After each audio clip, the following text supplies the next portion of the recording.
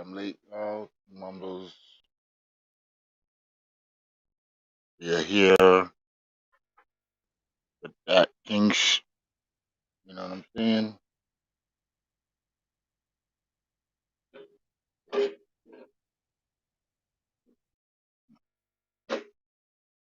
Hope everybody's all right. Hope everybody's good.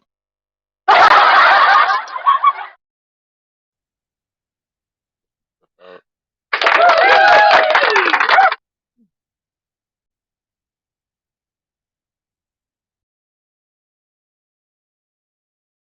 all right. So first of all, we are going to.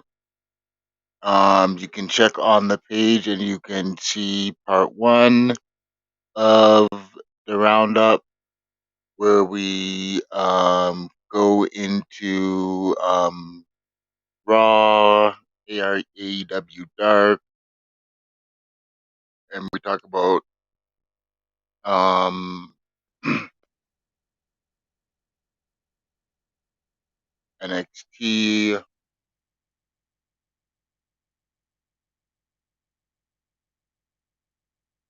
as well as we did a little bit of news there. So today, of course, we're going to be speaking on Rampage, Dynamite, and SmackDown over some other rumors and stuff that are basically going on to coming up shortly there.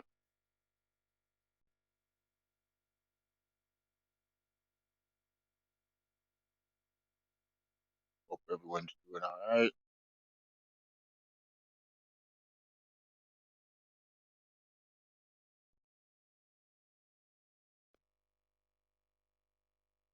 All right. So, what did everybody think of the show there this week on Wrestling? Yeah,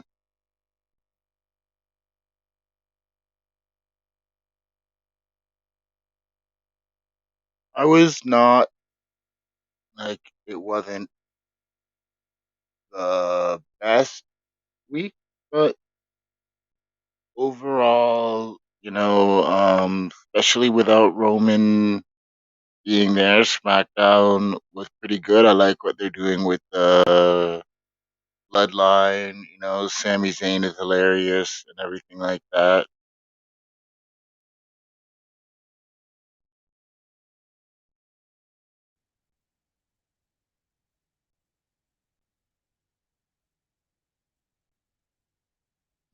Okay, and honestly, AEW, they have a lot of different issues going on there and stuff like that. But I will say that um, more positives than negatives, even though there are a few negatives that they definitely can rectify and fix there. Mhm.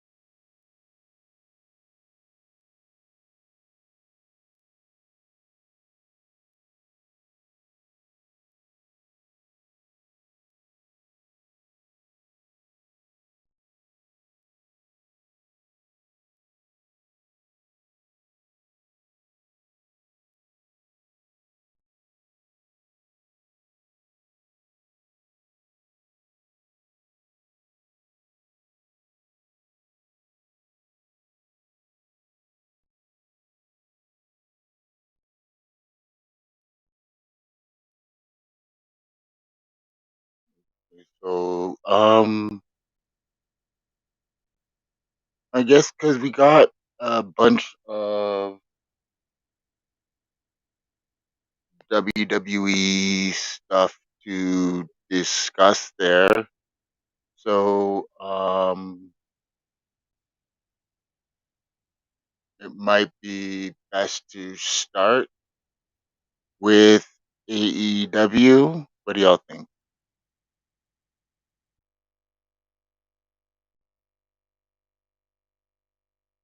Okay, so AEW this week, Dynamite was on Tuesday instead of Wednesday there. Not sure why. So they were out of Cincinnati, where Moxley is from. All right, so it opened up with one of those trios, 6-man tag, however you want to call it. We had Death Triangle versus the Best Friends. Orange Cassidy, Chuck Taylor, and Trent Beretta. Um, there's been I don't know what they're doing with Pac, but they've been having him kind of doing some heel stuff lately with the hitting of the hammer, using the hammer on opponents there and everything like that, different members of the Best Friends. So kind of trying to build heat with these two, with this team, which isn't the easiest, but both of them are kind of face opponents there, they're fan favorites there. Um, there was some good back and forth, of course, when you've got you know, Penta and Ray Phoenix, you're gonna have some amazing moves there. Orange, even with his character, he does pull in a lot of different moves as well there. It was a cool, when Orange, you know, hit Penta with a splash off of the shoulders of the Best Friends. A few times, Pac tried to grab the hammer. Ray Phoenix actually took it away from him there, which I think might end up causing a problem between them there. So,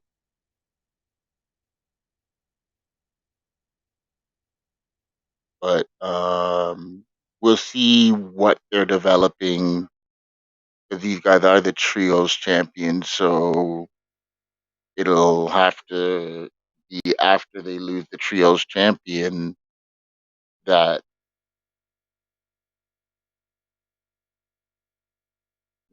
if they try to split them up there. So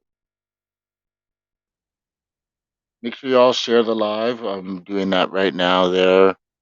So share the live, and if you can, please click like um, on the video there. Show some love. You know what I'm saying? So we definitely got that.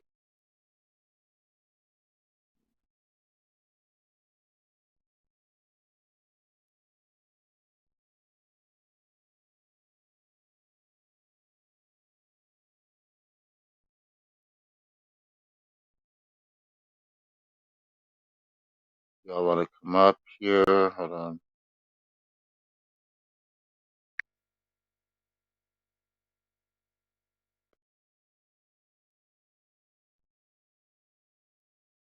There's a link if y'all want to come join.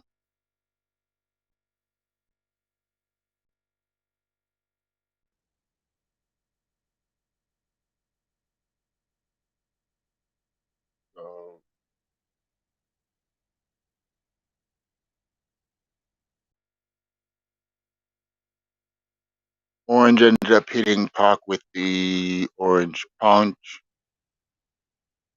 Um, but then he got knocked out of the ring, and then Ray Phoenix did a nice double cutter, and then of pinned Trent Beretta. I'll be honest, I've never been a big fan of Trent Beretta. I haven't seen I didn't see him in Japan and stuff, and when he's over here, I'm not really impressed. We got Tony Storm versus Hikaru Shida.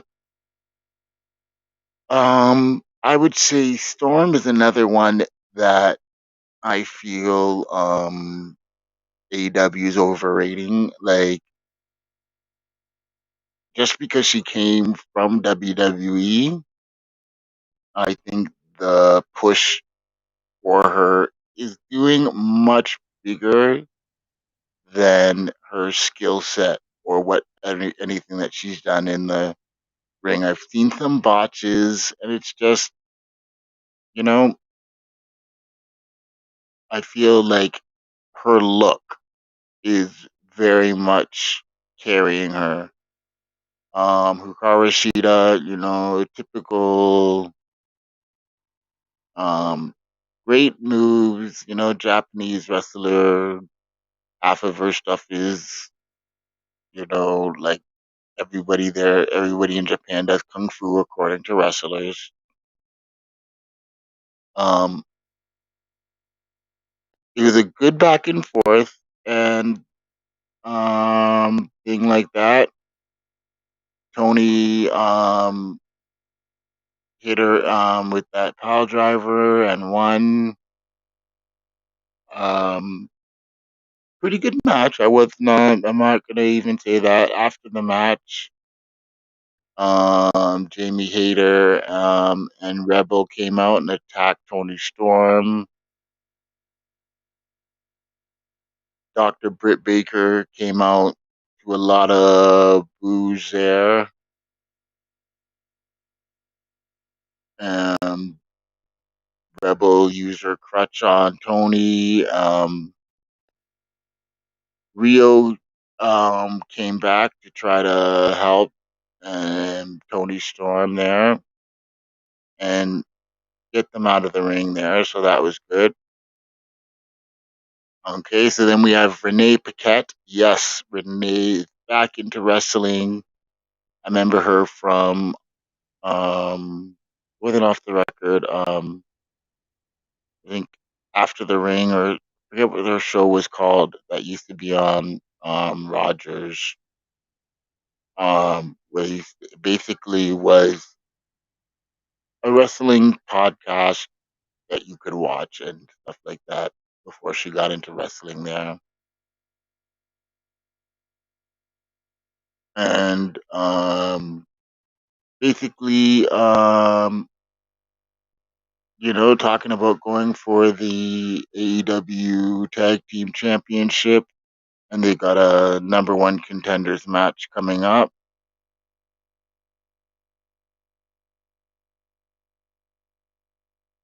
Okay, then there was a little bit of a back and forth um, between Darby and Lethal, and you know, there's only so much times you can beat up Darby where it becomes boring.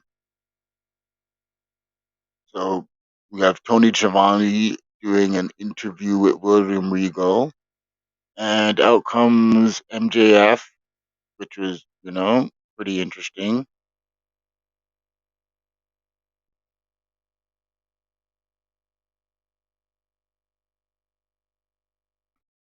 He goes there and tells a story.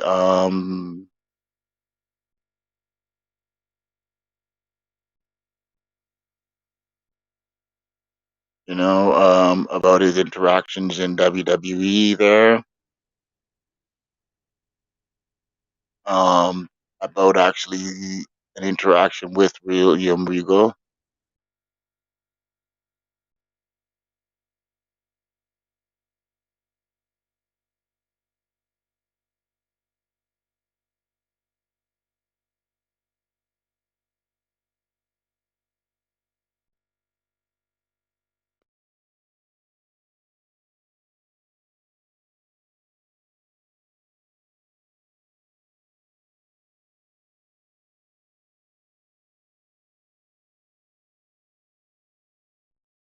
He talks about having when he did some backstage, extra work for WWE and had a tryout match.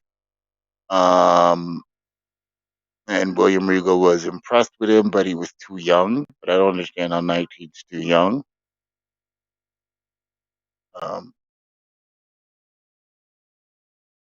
and supposedly William Regal was supposed to help him there, and I guess he didn't.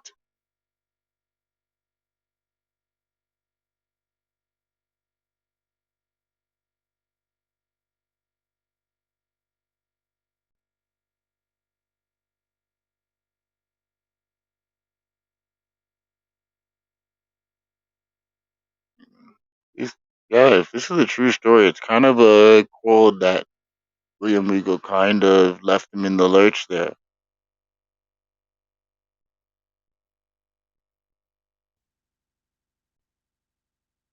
So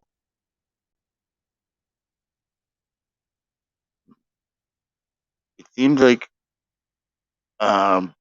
MJF really was a lifetimer with the wrestling fandom and really trying to,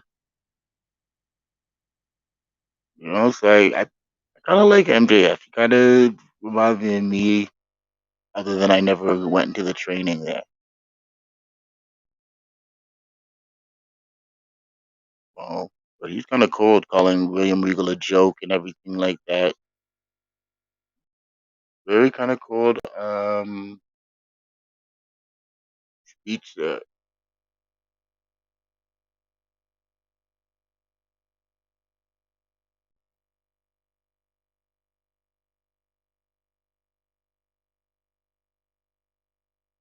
me see if I can get the clip of the speech here. I think that'd be good to listen to here. Hold on a moment.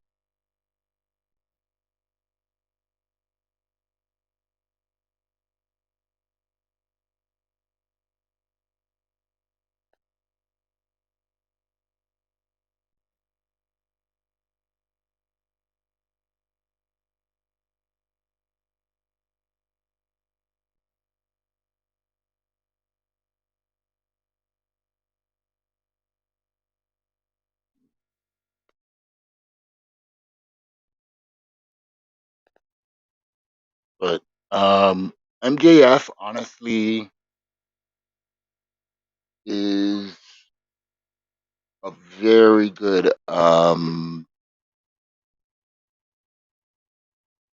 like a very good heel player on stuff like that. He really makes you believe his stuff and how he's presenting it and everything like that. I really enjoy the stuff that MJF is doing.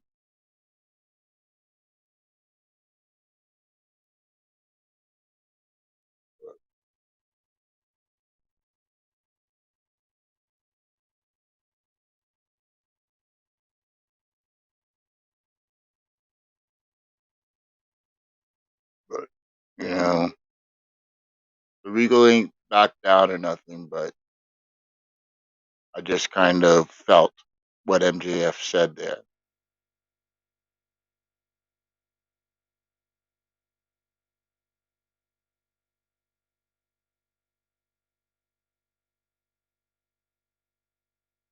He also mentioned, um, you know, Regal being fired, and then how he's going to be in a bidding war in 2024. He's always hinting on that there, and then did his slogan there.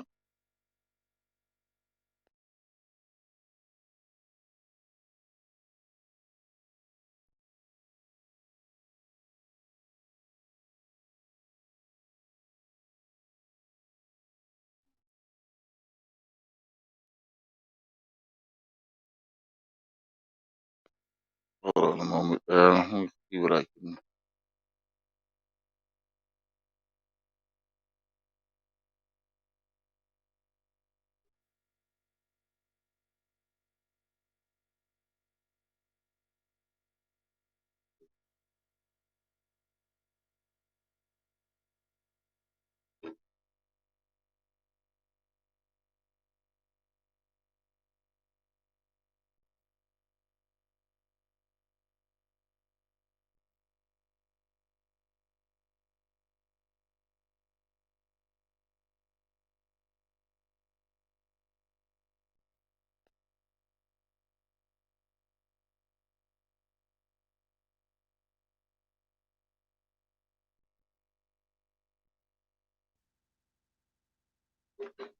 Hold on a moment there. Just trying to see if I could connect.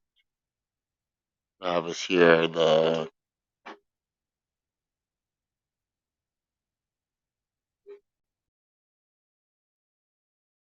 video from it there.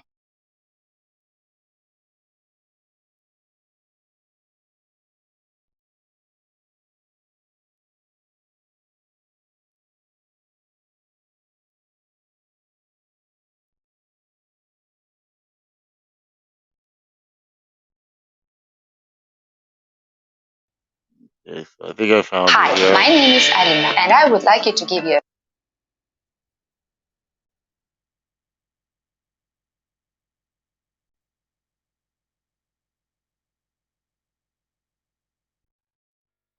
Did that race? Oh, then the segment that's coming out of this show.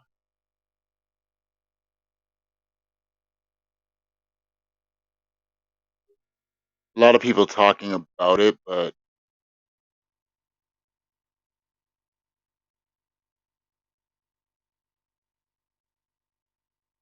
don't seem to be able to find the actual promo here. So we'll move on and go on to the next here.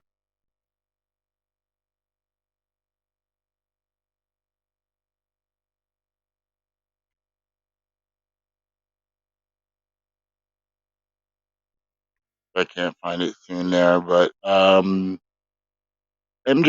is the best when it is the best when he's being real and breaking down what's going on, and showing some reality on what he's trying to say and everything like that there. So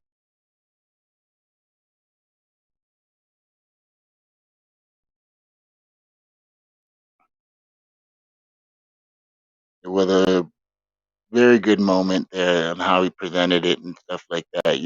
So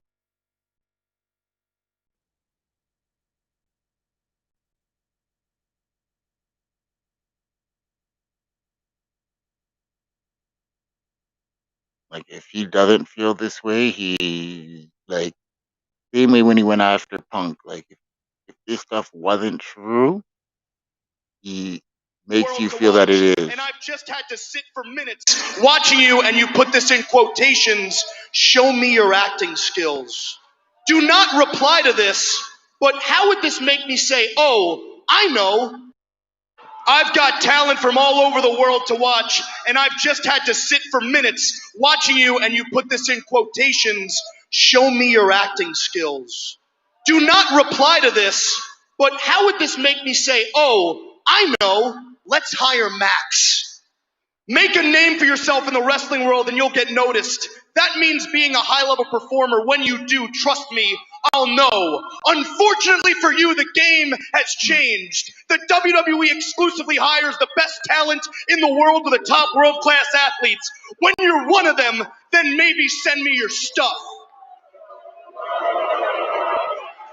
Yours sincerely, William Regal.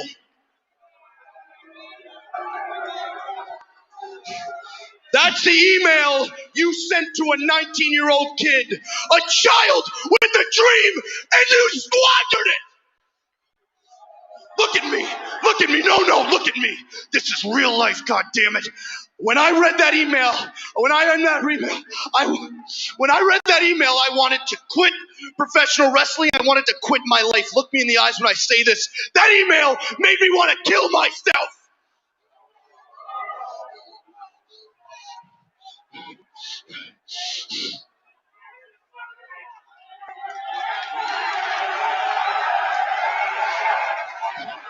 And then I realized that if I did, then you and all the naysayers would win, and I couldn't have that. Now, could I, Will? No. And now here we are, and my God, have the tables turned. The year is 2022, and you are nothing more but a sad, withered old man who got fired.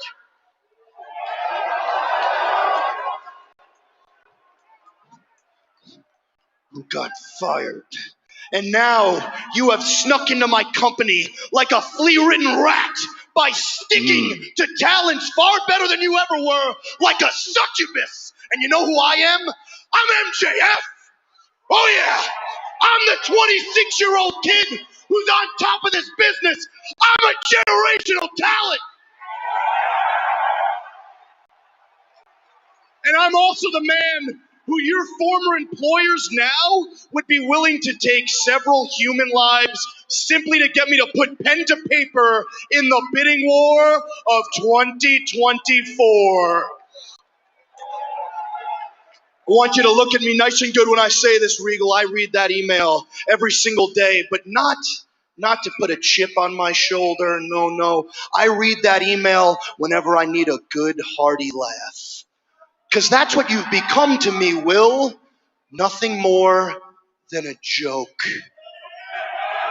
And you know who I'm about to become? The AEW champion of the world! Because my name is Maxwell Jacob Friedman! And I'm better than you! And you know it!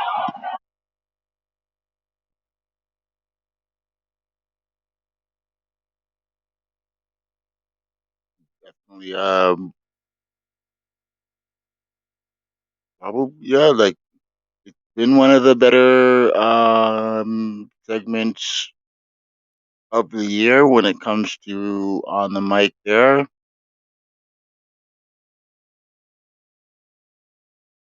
Um, Regal did come back at him, about attacking Shivani, about him taking shortcuts in there and stuff like that.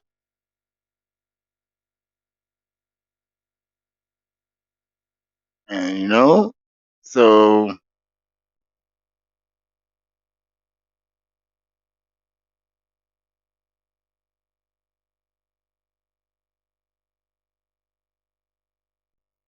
it looked like he was gonna take out it was gonna take Regal out, but he decided not to. Don't know if that was good or not. Um, then Renee Paquette had a interview with Wheeler Yuta and Brian Danielson of Blackpool. Danielson talking about being disappointed in Daniel Garcia and really praising him, which really seemed to get Yuta pissed off. And I thought he looked kind of jealous, like talking about him and not talking about, kind of, it was kind of scowling and stuff, you know. And then kind of flipped on on Brian Danielson for not knowing that Garcia would flip on him there. Um, and says how everybody else gets it, but there's rumors that Danielson might get kicked, might be leaving the Blackpool, but I hope they don't do that um,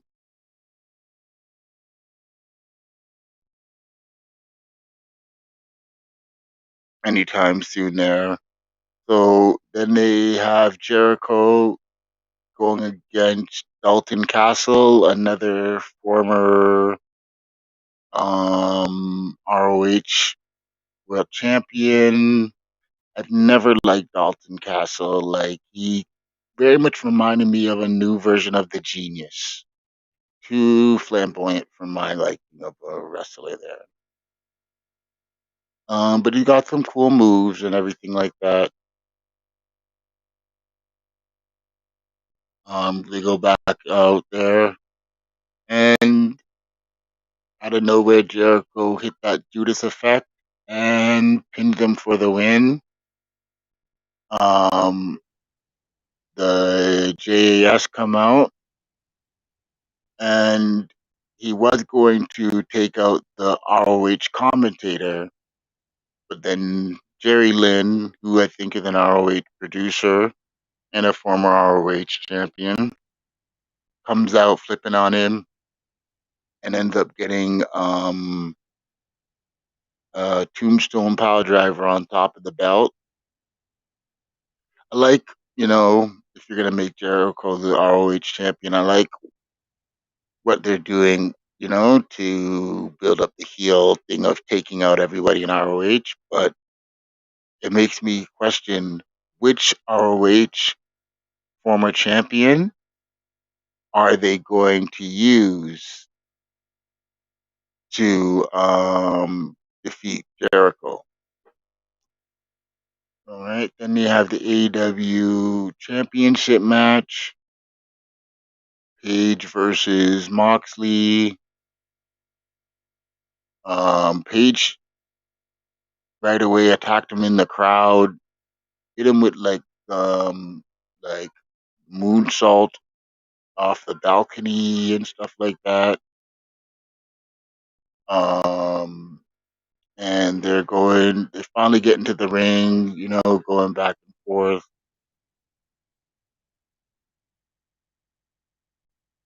Um, Page got hit with a lariat. Um, Supposedly, Hangman got a real concussion. It was a real injury. They ended up stopping the match, making Moxley the winner.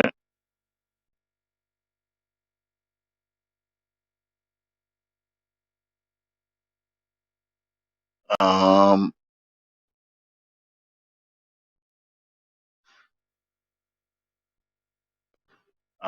it looked like they were going to set up to have MJF come out and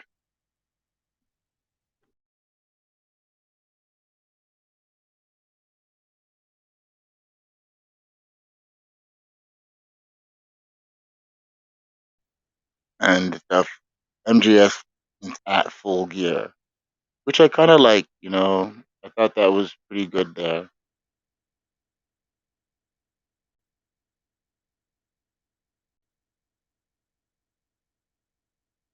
Okay, so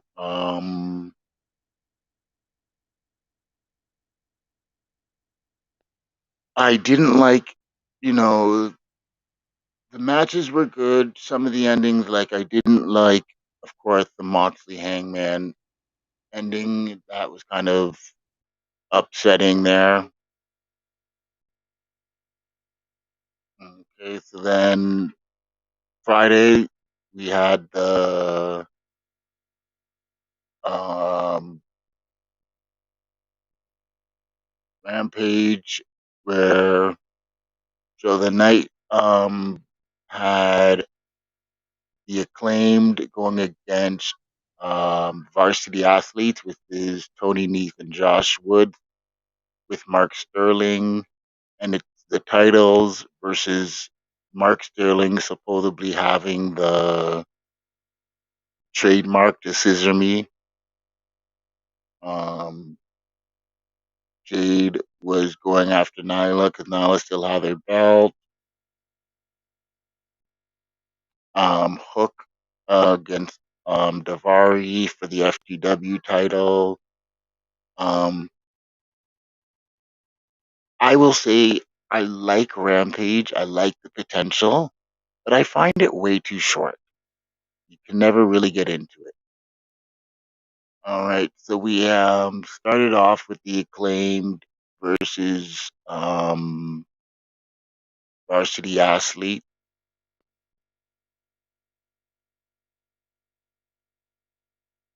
I swear, like don't they already have the Varsity Blondes or whatever's team is um Brian Pillman Jr.'s team. Uh, so I'm not sure of that name there.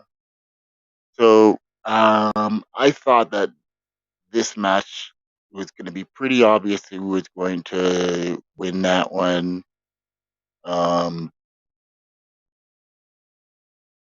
the match was predictable. Overall, pretty good. Like all four of these guys technically are pretty strong in the ring, so that was not that bad.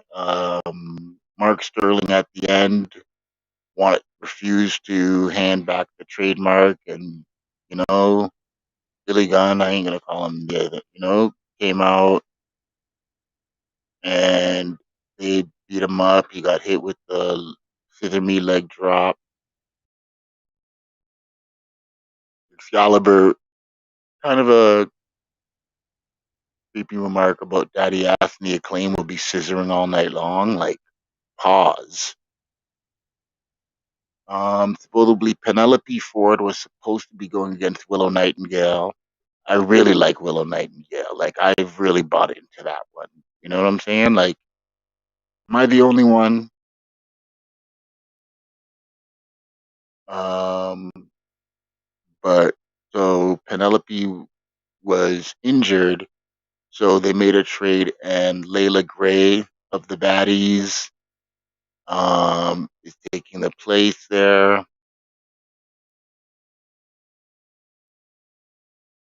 Eddie Kingston's going off the handle in the backstage. Eddie Kingston's another one I've never really bought into. They had Hook versus Daivari, as I said, for the FTW. And it's another squash match, I really do not like what they're doing with Hook. I'm a fan of the 1500 and out like squat. I don't like the build up of squash matches with people and everything. Like, especially Hook is way too small to even make that believable there.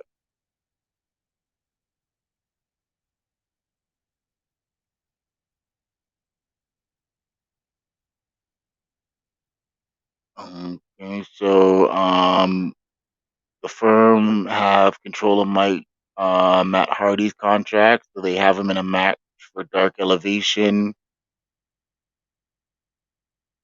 Um, Willow Nightingale, she officially got announced as All Elite, so she's got the contract. She's officially All Elite, which I'm really glad. Like, her vibe, and I think eventually when they do a heel turn with her, it'll be, you know, I think it'll be big.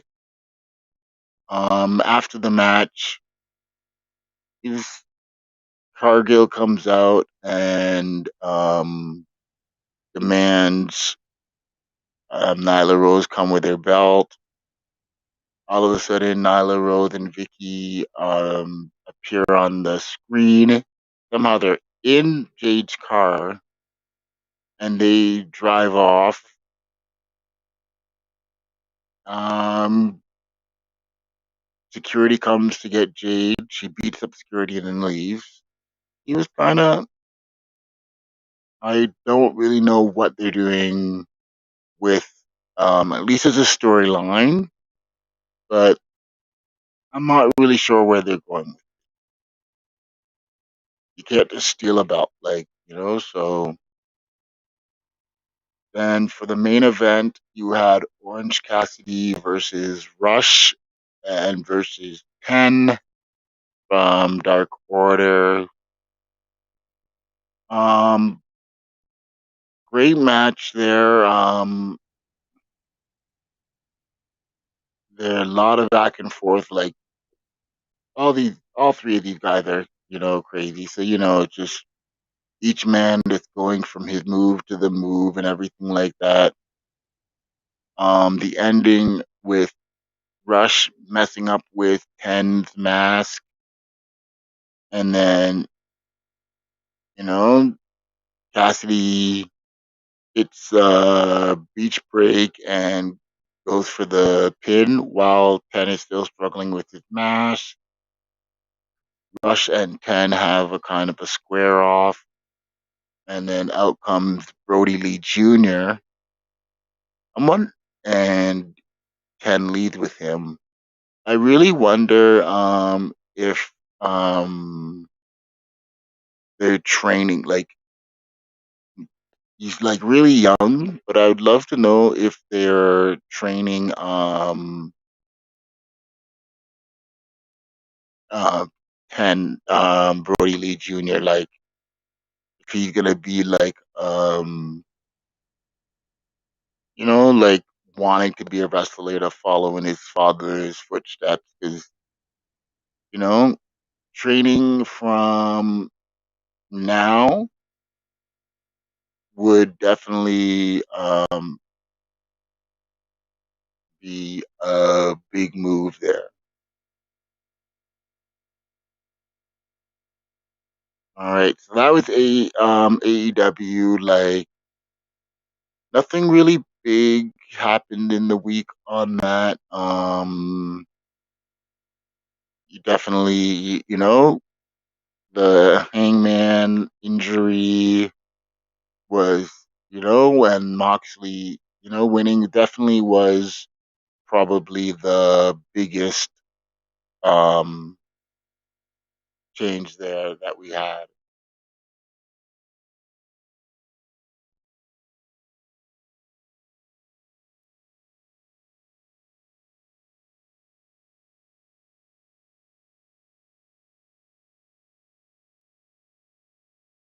And then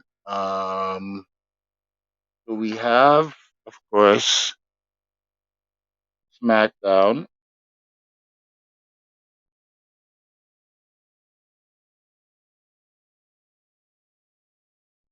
and I really want to know what they're doing. They're gonna do with Jay Uso and Sami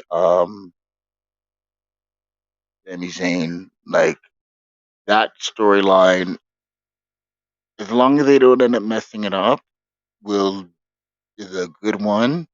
As well as with the Fiend, like I hope we're not waiting forever and ever to get the Wyatt Six to see who else is joining. Like Live and stuff like that, and especially you could do Liv and Alexa Bliss feud right away. That would work well. Okay, so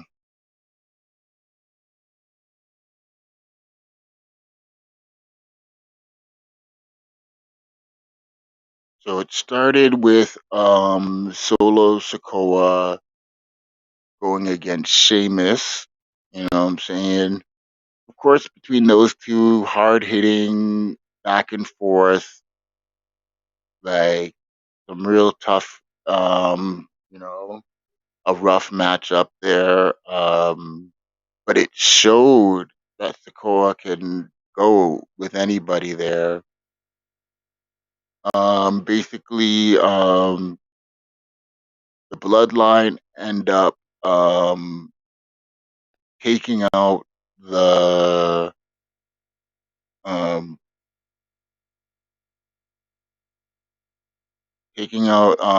Sheamus's partners there, the Brutes there, and did the same thing that they did to Brock by throwing the announce table on them. After the match, they all all four of them beat up Sheamus and pretty much busted his arm. And at that point, um, just showing their dominance there.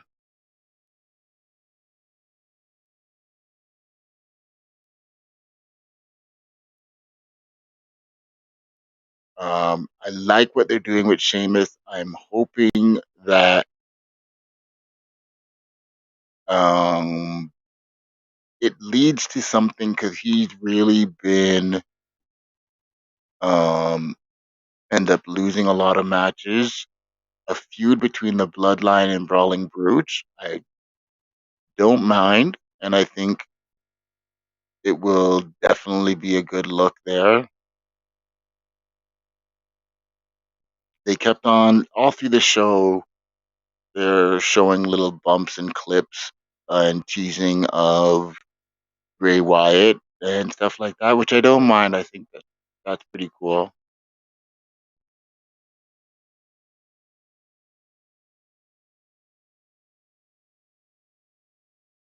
Um, and they're really playing up the whole Sami Zayn watching over Jay. Okay, so then they had another actual a backstage promo with Bray Wyatt, basically continuing with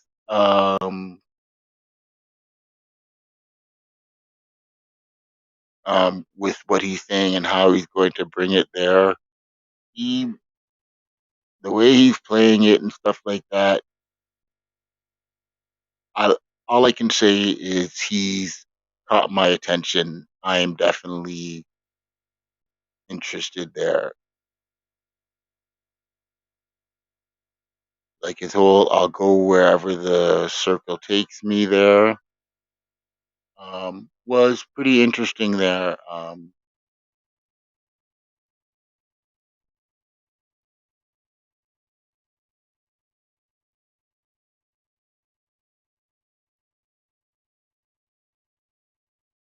Like, and his kind of like, I want to know what the like. It makes you want to know what the circle is and everything like that. There, it was a very good promo of building a connection of what was before and what's happening now. I think it was done pretty well there. Um, Definitely listen to that there. I'm just gonna try to find that clip and get us to hear the address from Bray, or at least part of it there, you know?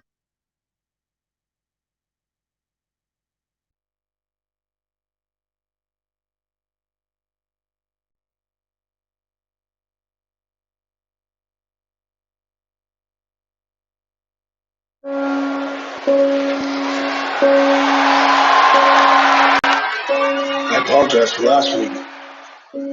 I didn't get to finish what I was saying, but that's okay. I will now.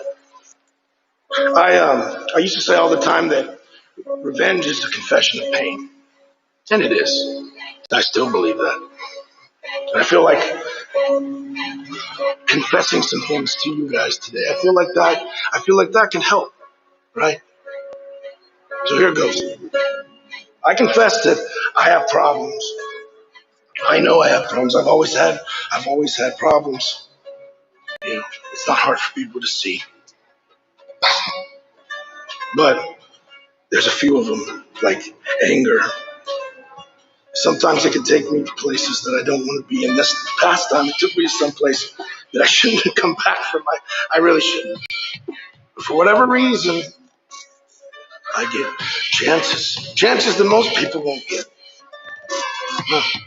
And I confess that this time, I was happy. I was content with just being left alone. I was okay with it being over. I wanted you to stop saying my name. I wanted you to leave me the hell alone. But I confess that I'm really glad you did it. Because I needed all of you. You pulled the spears out of my ribs and yanked me up. And you told me what I was supposed to do without even having to tell me. And I'm thankful for that. Because now I can see. I know who you are. I know what you want. I know what you're trying to do. But it won't work. I confess that along this journey I'm going to do horrible, horrible things. But I will never feel sorry for them. I'm just a servant now. I go where the circle takes me.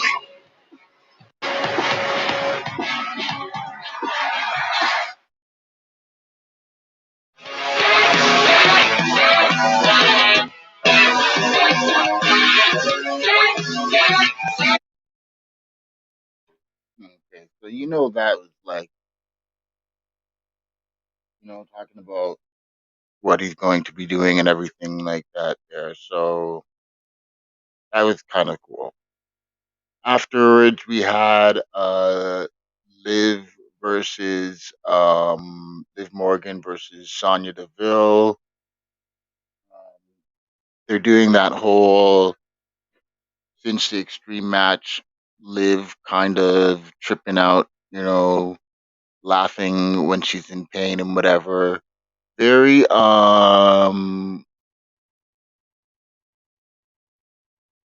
interesting because there is rumor that Liv is supposed to be one of the members of Wyatt Six, Wyatt's new group, and her image, would definitely fit. She got like this clown makeup, very much like, so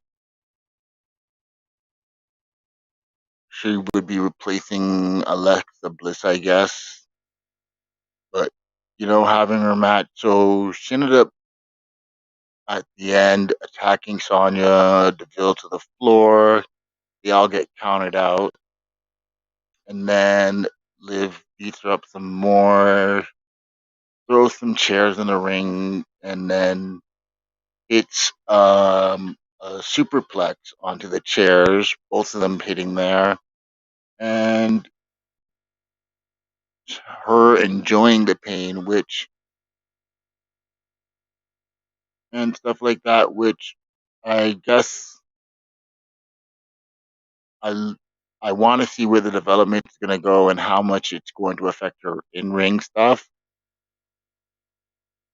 But it's a lot better than where she was. So I'm definitely wanting to see where it's going to be going there. Very much they're playing off of some Harley Quinn vibes there. Sonya Deville, I like, but you just never let her win.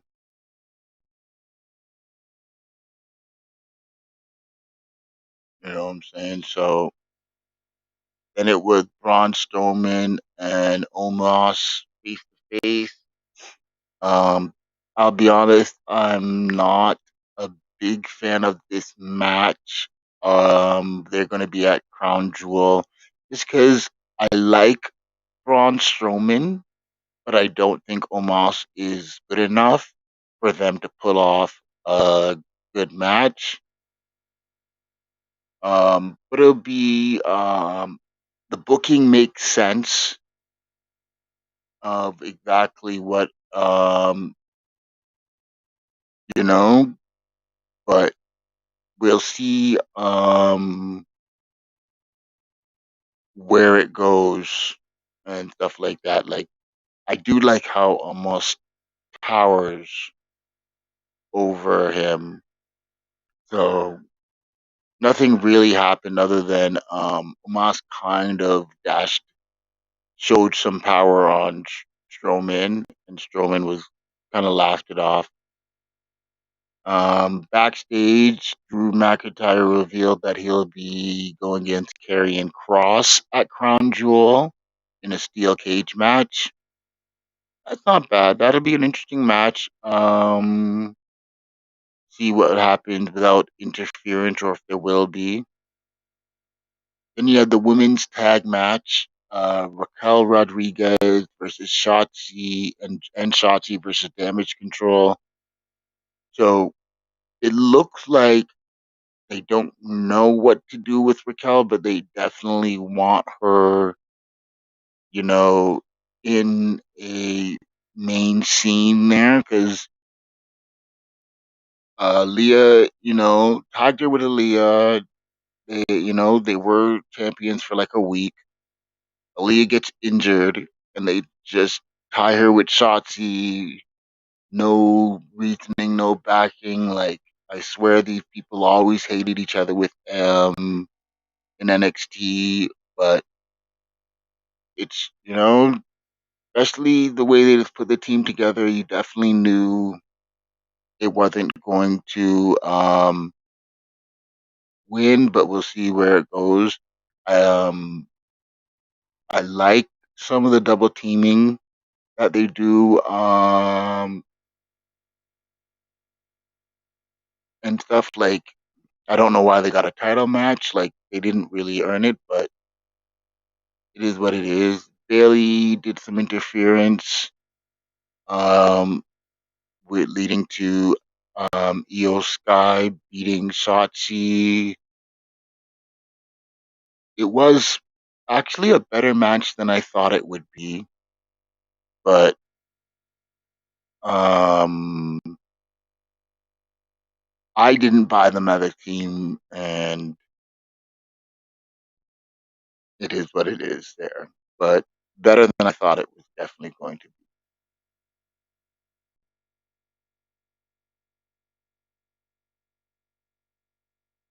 Um, and then a backstage segment with Ronda, like they're really going full feud,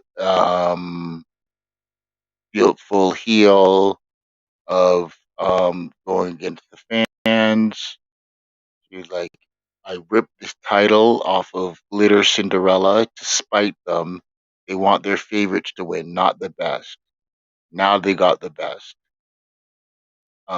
Really trying to, you know, not half-ass the heel. If she's gonna be a heel, fully put it through. They did another wide interview where they uttered the word howdy. If you remember, they did just trademark Uncle Howdy, so I wonder if he's going to be another member or exactly who is Uncle Howdy. Um,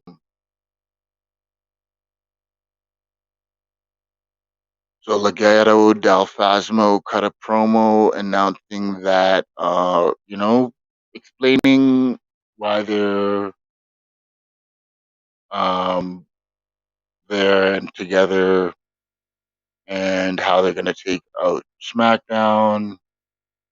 Hit Row responded, you know, saying they're going to find a partner and they'll see them next week and stuff.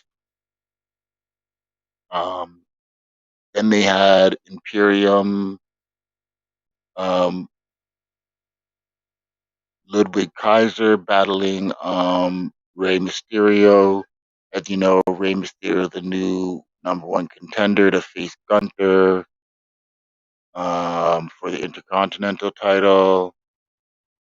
Mysterio did some lies, cheating, and stealing, Eddie Guerrero style, to get Imperium kicked out, and he took that advantage, and of course got the win over Kaiser. If he's gonna face Gunther, the setup he's gonna have to face Kaiser. He'll probably face Giovanni next week or sometime there.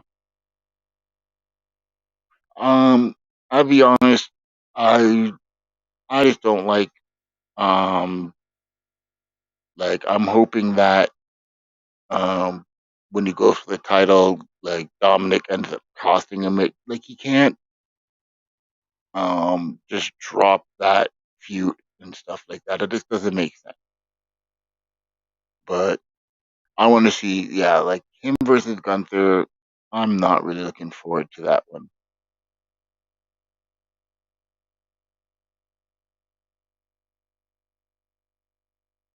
And then to close the show, we had Logan Paul coming up to, do some trash and fire up the crowd and, talk about um,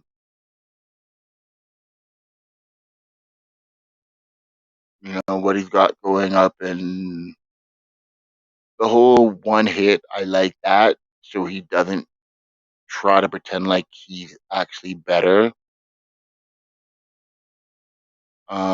Jay Uso snuck up even though he wasn't supposed to, and attacked Logan Paul. Sami Zayn came to stop him. but basically provided a distraction accidentally, and Uso got knocked out by the right hand of Logan Paul, and left the ring with him and Zayn in the ring there. So it's really, I thought that was, of course, get some TV time for Paul, but really just to push the situation between Uso and Zayn, and the bloodline.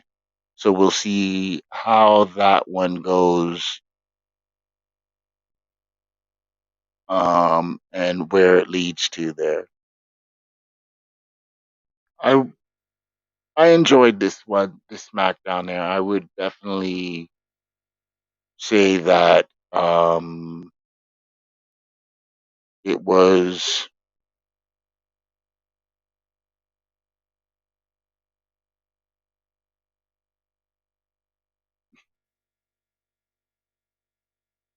and then all right. So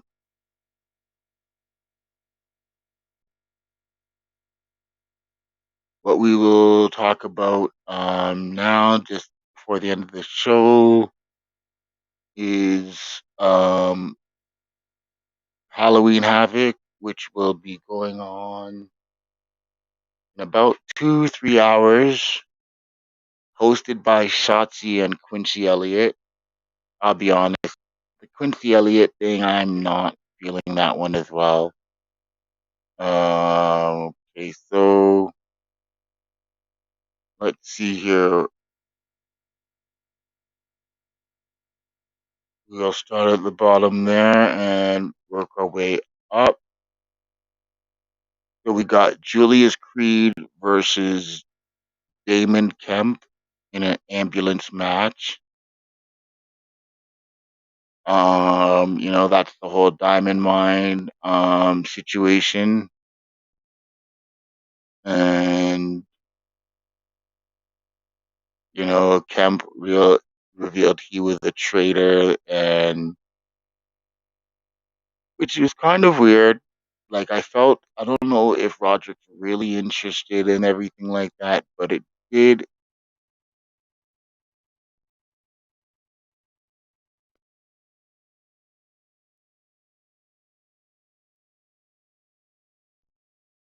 Um, um, so I'm not sure why they did it that way. I guess to give Damon some type of his own character. Um, it's a match, ambulance match. If Julius loses, then his brother has to leave NXT. Um, if they're going to put them to the main, this would be a good way to do it. Um,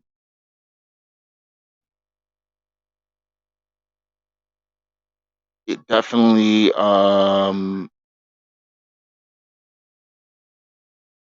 there are rumors that maybe Roderick Strong is going to reveal himself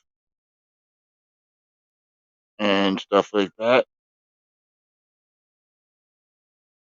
And the question is, whose side is Rod Strong going to be on?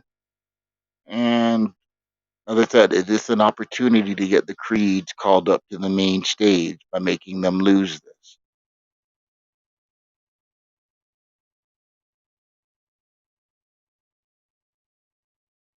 We'll see where this goes there. Okay, so we got a Cora Jade versus Roxanne Perez in a weapons match. Okay. Um, I have not really seen anything too impressive by Roxanne, like even in the tournament there. But these two are very similar size. They know each other very well, so they've worked out together, and we'll definitely see where this one goes. Um, this definitely could be a great match, or it's going to be a letdown from a lot of hype. We've got Apollo Crews versus Grayson Waller. Spin the wheel, make the deal.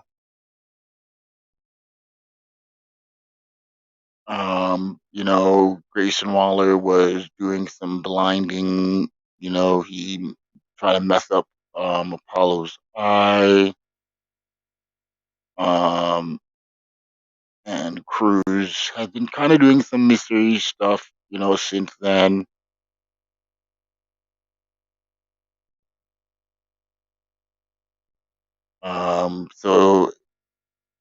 So to spin the wheel, make a deal match.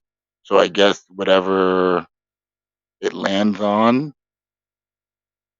will determine the type of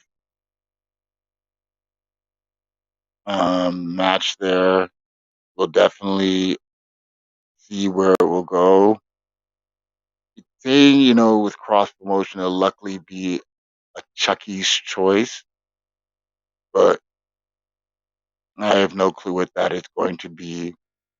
It'll be a good match, but it, you know, probably a forgettable one. We got after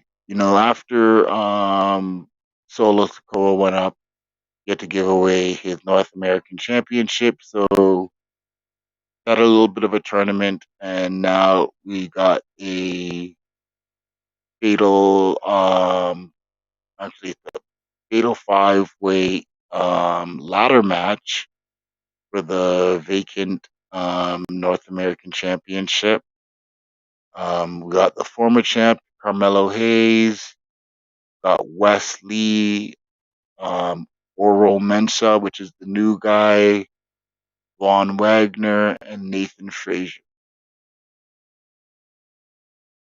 Honestly, um, I don't want Carmelo to win it. He's had it for a while. Um, I would like it to be either Wesley to feud with Carmelo a bit longer, um, or Nathan, or what's it called, Von Wagner. He has a lot of talent, and they're just not doing enough with him and stuff. So, and I like Oral Mention, so we'll definitely see where this is going there.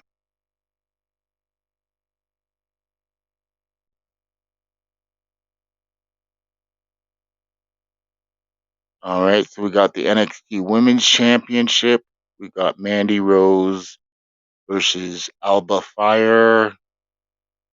Um, you know, Alba was big in NXT UK. She had her longest reigning NXT UK champion, women's champion, when she was Kaylee Ray. Um, and basically, she hasn't really done anything since she came to North America there. Um, Toxic Attraction will be there. I honestly got I'm hoping that that actually Alba Fire can win this. Like the dominance of Mandy Rose is have been kind of boring, but I definitely could see the could see Alba being one of the ones that would beat her. And then we've got Braun Breaker versus Ilya Dragunov and versus JD McDonough for the NXT Championship. Both Ilya and JD are from NXT UK. Um,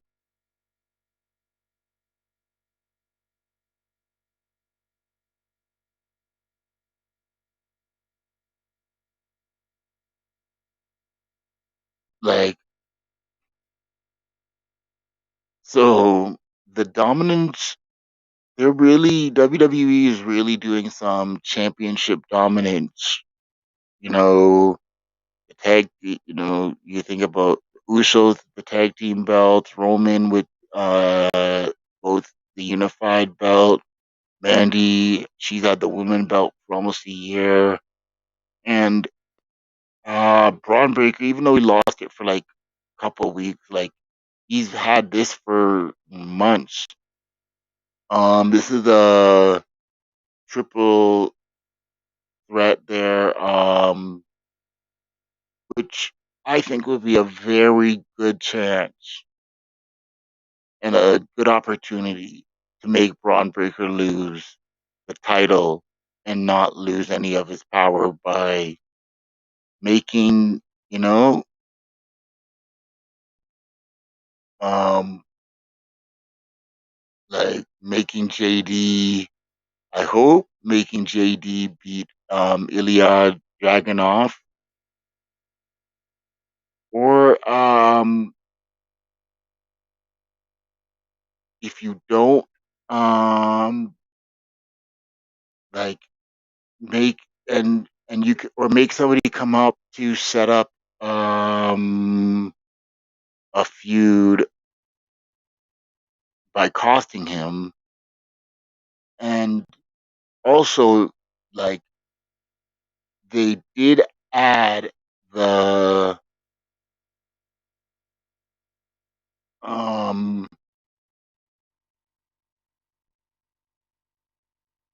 um another wrinkle in that on NXT they had Austin Theory show up and just pose there with his Money in the Bank briefcase. So if they if they don't believe, you know, Austin Theory is ready for the main title there, having him come in here and take the NXT title is a way to utilize the briefcase, you know, without him just utilizing it and losing because they probably don't want that. So there are so many different ways um, that this could go. The triple threat match that could have four people.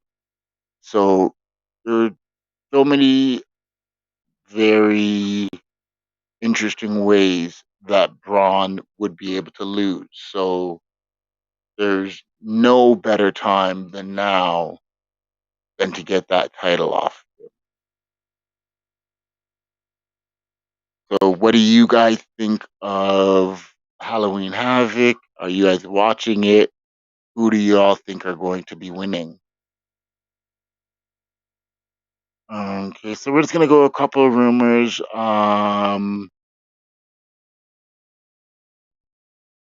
So and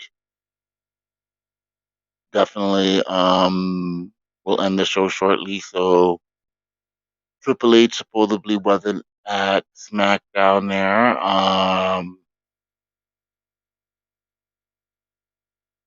basically he's under COVID protocols. WWE's lineup for 2023, supposedly they're going to be fewer shows are centered around gimmicks, which is very good, 'cause then it takes away your freedom. And they might be adding an annual UK event, which I definitely think with all the UK connections, they would be good for them to do that. Supposedly, CM Punk is not very popular backstage at AEW at this moment. Um, basically, of him going against Hangman Page, who is very popular there, and they don't like the way he made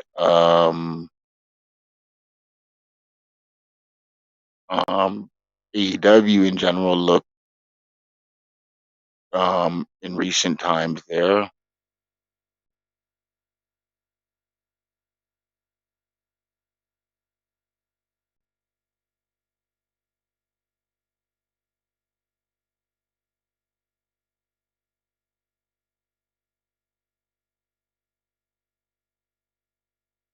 So so that's when WWE had the D-Generation X 25th celebration there. So they were in talks with AEW about having Billy Gunn appear, but supposedly AEW wanted a mention that Billy Gunn is in AEW and some type of graphic or whatever, and they decided not to do that.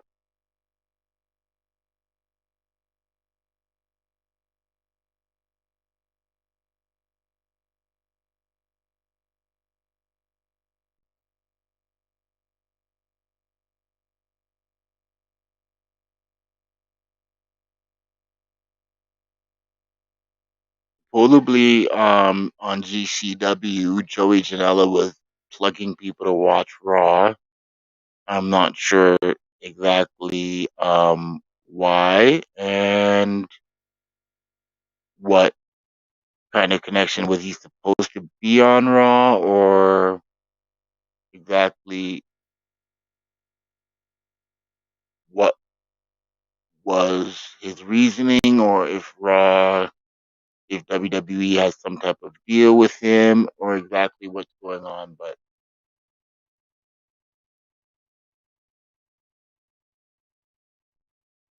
so, talking about stocks there,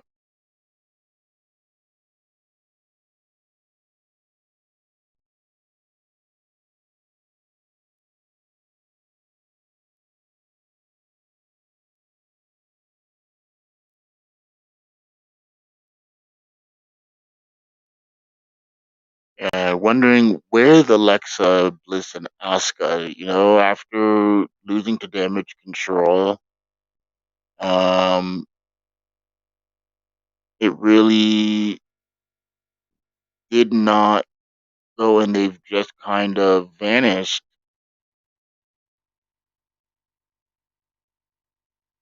and stuff like that. So very kind of weird of exactly what they're going to be doing with that there.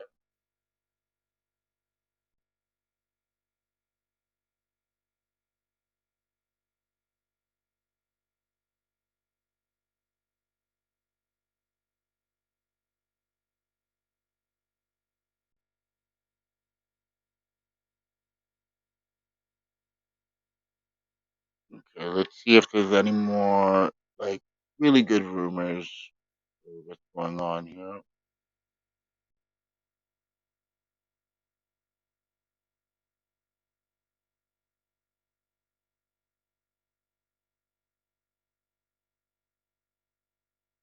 I mentioned it on the last show, but there is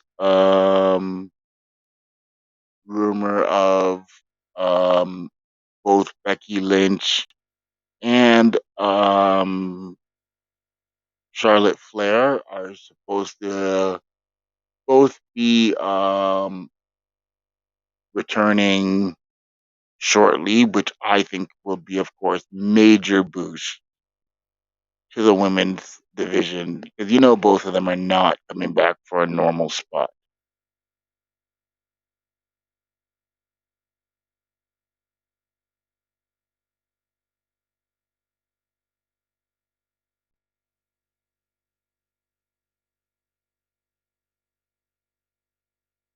So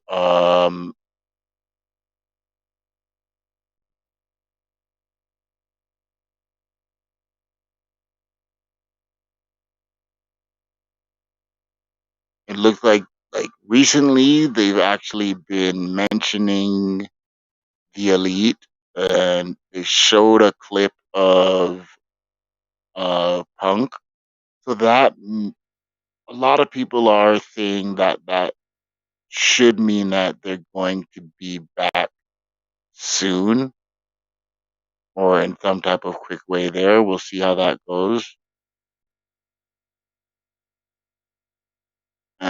Supposedly Shinsuke Nakamura, you've seen him on NXT, as I mentioned on my other episode, and supposedly he will be making some more appearances on NXT there.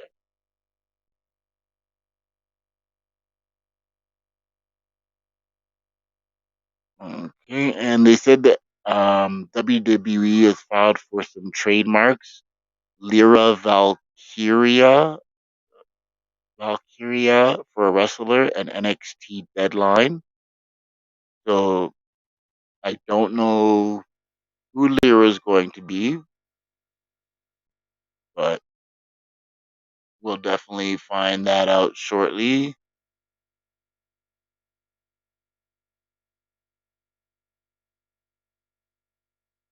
And one more, let's see. There's some Goldberg news. If anybody does care,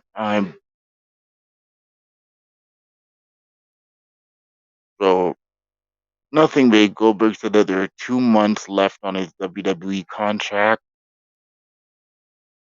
I'm wondering if that guarantees that any matches or TV time or what it's going to be there.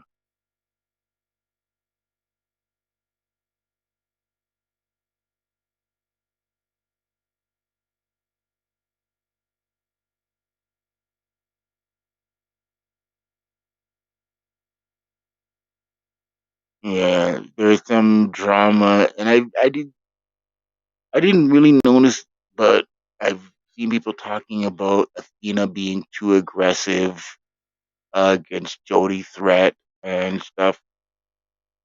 Supposedly, Athena was saying that she changed her approach to lean into the booth because Jody Threat was a hometown hero, and Threat had no complaints. She supposedly likes to go at it rough.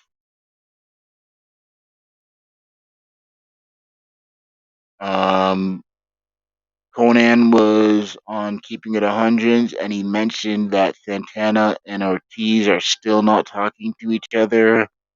So there's tension between them, which is, um,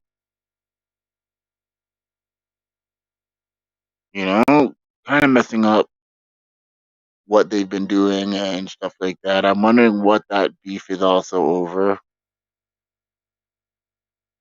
Um,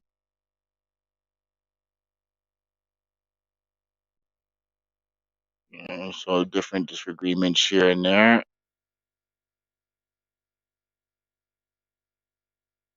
And supposedly Jim Ross on his show had mentioned Paul White. Y'all know him at the Big Show. He has had hip surgery, and he is um hoping for a return back into the ring. There, you guys want to see Big Show wrestler again? Um,